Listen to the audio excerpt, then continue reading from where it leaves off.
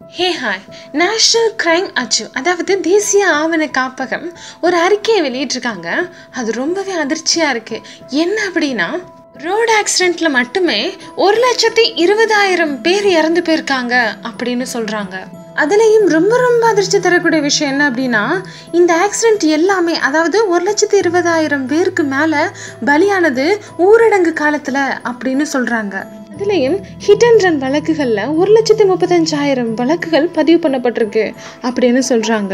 அதாவது ஆக்சிடென்ட் பண்ணிட்டு நிற்காம போயிருப்பாங்க இல்லையா, அந்த வழக்குகள் மட்டுமே 1,35,000 வழக்குகள் பதிவு பண்ணப்பட்டிருக்குன்னு சொல்லப்படுது.